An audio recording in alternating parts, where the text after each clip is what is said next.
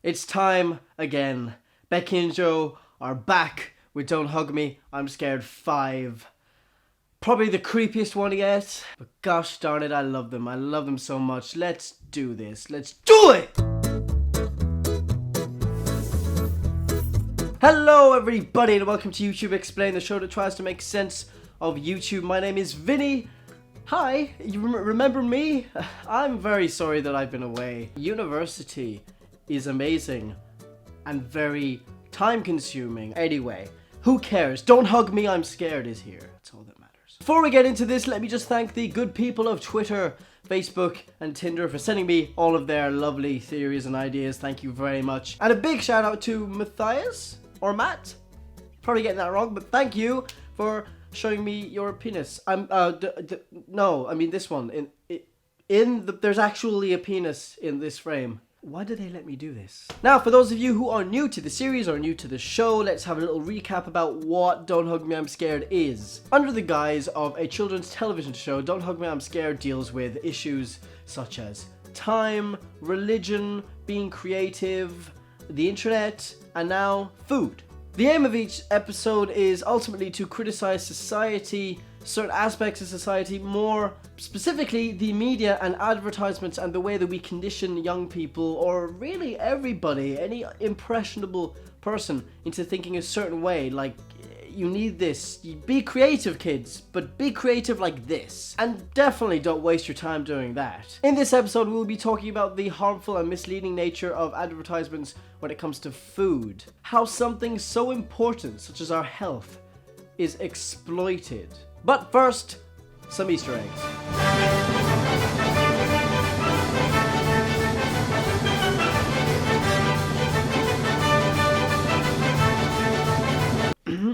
In the past, I have failed to recognize the fan-given names of the characters of the show, so for future reference, yellow guy is Manny, red guy is Harry, and the duck/bird, you guys hate it when I get that wrong, is Reginald or Robin. I'm just going to call him Reggie, because fuck you, I can do what I want. So let's get into the meat and potatoes of this episode. Pun intended. So our friends are in the kitchen for this one, but Harry is nowhere to be seen. Reggie will come to slowly realize this throughout the episode and break the illusion such as Harry did. If we think back to the last episode, Harry realized that he was a part of the media. He realized that he was a part of a production. I failed to properly analyze this in my last video, and I'm very sorry about that, but his head exploded because he realized he was a character in a show. Thus, his character ceased to exist. It just means that his mind was blown. How young and naive I was. Anyway, this is why Harry is missing from this episode. And also, if we take a trip over to Becky Sloan's Instagram page, we see that Harry has gone on vacation. He has packed his bags, and we also see him on a ride in Japan.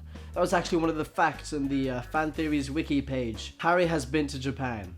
Our friend Harry, aka Red Sassy Puppet, has learned the truth about media, and he is free to travel and expand his mind. I'll talk more about this later, but first let's get into the actual episode. What's going on here? Around this kitchen, apart from all the winks to past episodes of course, are many food brand products, all called Roy's. Now, I have come to realize that Roy is actually symbolic of everything that is bad. He is Manny's father, and as we will come to talk about later, Manny is the child that is being exploited by these big companies.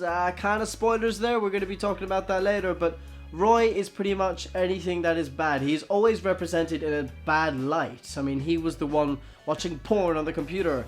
He hangs around in dark corners of the set. He's just creepy and not good. And in this episode, we're demonizing food products and food brands, and all the brands are Roy's. Surprise, surprise. Now let's go over some of the obvious symbolisms and metaphors and allegories and words. So the can of green shit, whatever that is, asks Manny if he's hungry, and he says no, he's not. Which is just like when the clock asked the puppets to take a bath even though they were clean. It's just like when the butterfly told Manny that he was lonely when he was just hungry. That's interesting. The point is, the antagonists of these episodes, aka the media, always are just trying to force you into something you don't need. They're always trying to get the puppets to do or feel something that they don't actually need. Oh, also, did I mention that in the description down below you can find a link to the YouTube Explained merch store on my Patreon page. Another tip of the hat is when the giant steak guy, who I don't know why, but I just think he's like the creepiest character ever. A giant, why? Anyway, he jabs Reggie a lot.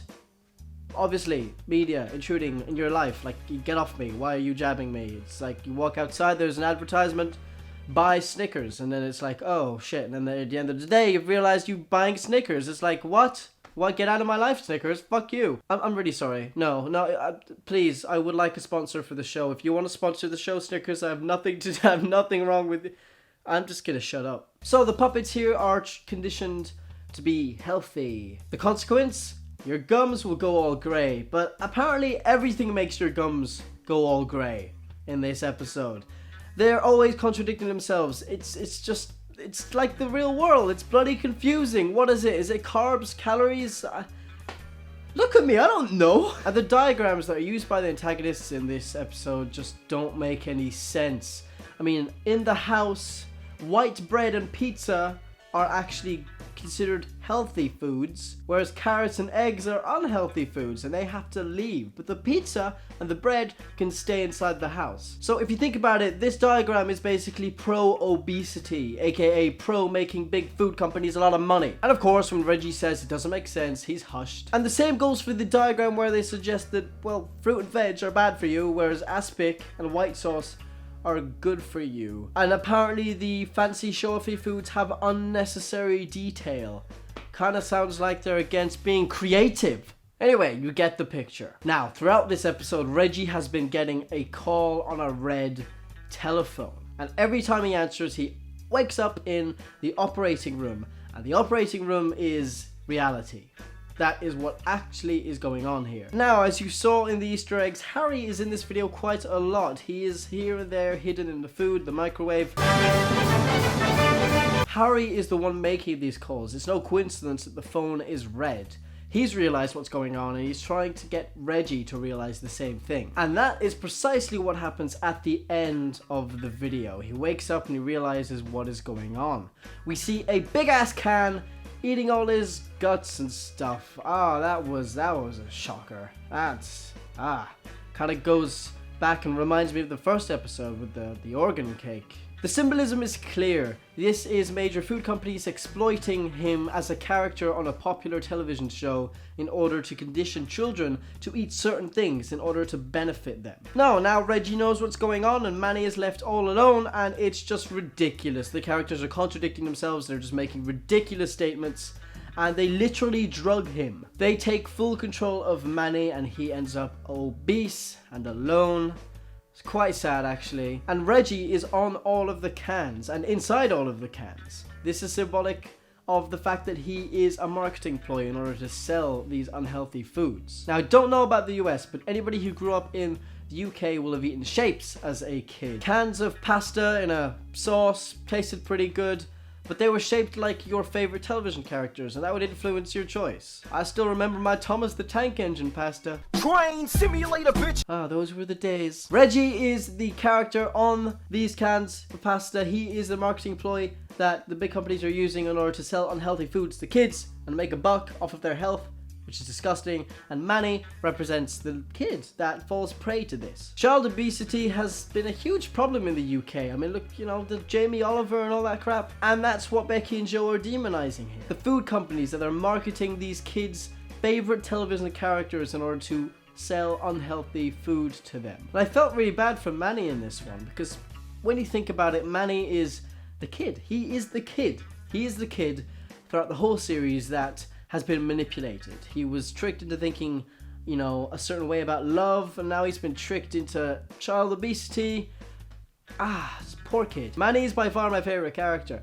And now that you think about it, Roy, his father, is a terrible fucking father and he exploits him. Manny is the opposite of Harry, who has been questioning everything the entire time. And in the very end, the phone rings for Manny just like it did for Reggie, and that's how the episode ends. And there is one more planned episode of Don't Hug Me, I'm Scared. We'll just have to wait and see, but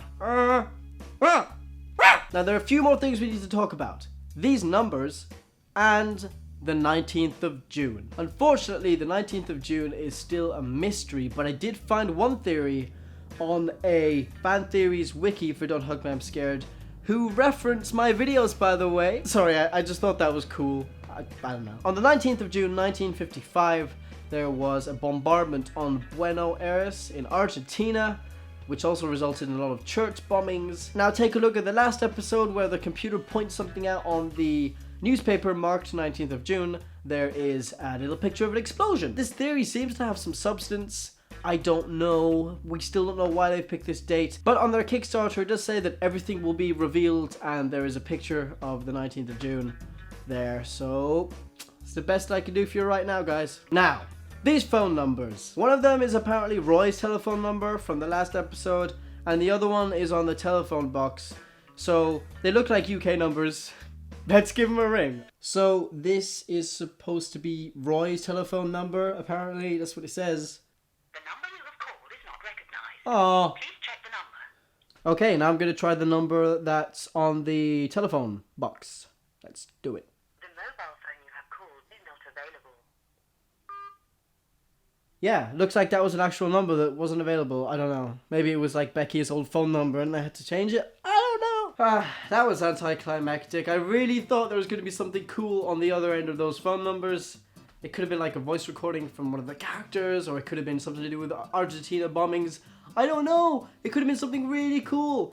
I'm really disappointed. But in any case, thank you so much for watching this video. You guys are incredible. I'm really sorry about the delay. I'm doing the best I can. If you want to support the show, then there's a link to my Patreon page on screen and down below. There you can get like updates. I talk with you guys on Patreon all the time. I make posts there just for patrons.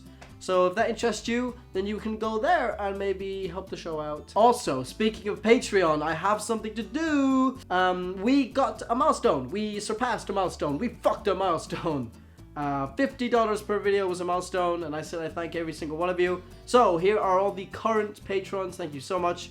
I'll call you by first name. I won't say your last names. Hopefully you guys don't mind, but you guys are awesome. I just want to give credit.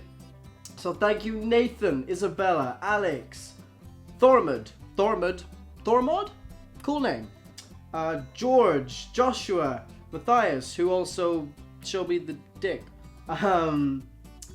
Jules, Sierra, Amsjasirus. I don't think this is a real name. Amsjasirus. Okay. Giovanni. Ooh, that's a sexy name. Giovanni. And Dash of Week. So yeah, guys, there's like, I think there's 13 of you now. Thank you so much. It means so much. I think some of you, I'll have to do some of your things. I think the people who paid $5 get a Skype call. We'll do that. There are a few of you who even pledged 10. Yeah, there are 3 of you that are entitled to actually be in an episode of YouTube Explained somehow. Don't know how that's gonna work. Didn't actually think anybody would donate that much. But yes, I'm really looking forward to it. Thank you so much, patrons. I love you. And I love all of you watching at home. And you know, it doesn't matter if you donate or not. You're all fucking amazing, and we're about to get, we're so close to 100k. I can fucking smell it, even though I don't have a sense of smell, which super fans will know that. Anyway, I'm gonna go now because I'm too excited and I'm missing the Rugby World Cup, which is, yeah, this is such a sacrifice, guys. I'm making a video when I should be watching the fucking Rugby World Cup. Recognize.